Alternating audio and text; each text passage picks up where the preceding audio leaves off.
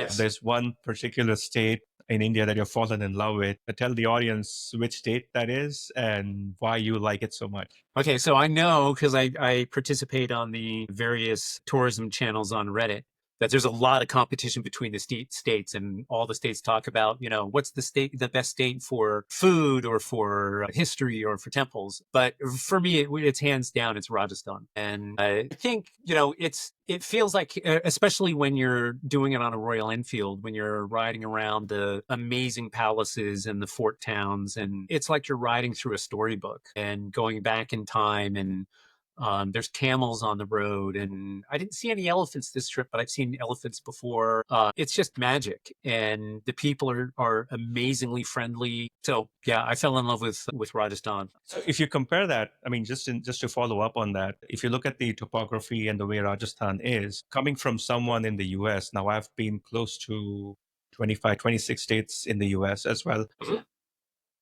As someone coming from the US, what is unique about Rajasthan that you cannot really get easily in the US? Wow. Well, I mean, the very first thing that comes to mind is just the history. I mean, the history is just so profound and so present everywhere in a way that we don't have as a 200-year-old country. And, California is even younger than that. So we just don't see that. We don't have castles and palaces. And the other thing we have, some cathedrals, but we don't have temples like you do. And just the architecture. So that's all amazing. The places that I think there are places that are very similar to places in the West and in California in particular. The Aravalli Hills are very much like Napa and that, sort of Northern California where you have kind of these steep hills and valleys with just these stunning, stunning views. So that the Aravalli Hills reminds me a lot. We don't have anything like Udaipur. Um, there's a new road from Kumbhalgarh to Udaipur that goes north from Udaipur up to Kumbhalgarh. Brand new road, just paved. It weaves through the hills in a way that is like any road that you'd see anywhere in the world that just is perfect.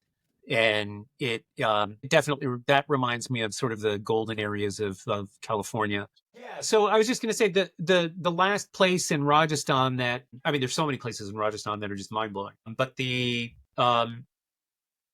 Jawai leopard preserve that is out to the northwest of Udaipur is pretty magical. That feels almost like Africa. And leopards that are up on these rocks way up on the hill, these lakes that have crocodiles on the edge. You feel like you're on safari in Africa. And that's certainly something that we don't have in California. So there's a wide variety of terrain, and I just find it magical. Yeah, I mean, there's a reason why it's called the Indian subcontinent, because you have one full country, but it almost has all the features of a continent. You have the snow-capped mountains, you have rivers and lakes, you have the desert, everything in a single country. Yeah.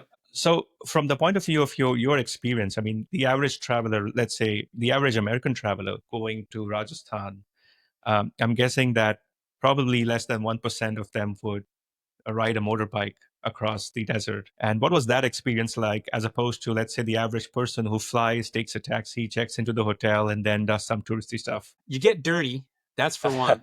I mean, there's no way to avoid just, you get covered with road dirt and, so it's definitely a dirtier experience and you have to be okay with that. You smell everything, you sometimes taste everything that's going on around you. So it's a very immersive experience. That's what I love about it. I mean, I definitely like speed and motorcycles and all that kind of stuff. And so it's exhilarating for me from the perspective that, so I'm ADD for one thing. And riding a motorcycle in some place like Jaipur, which for my money probably has the craziest traffic in India where I've been, to me, crazier than Delhi.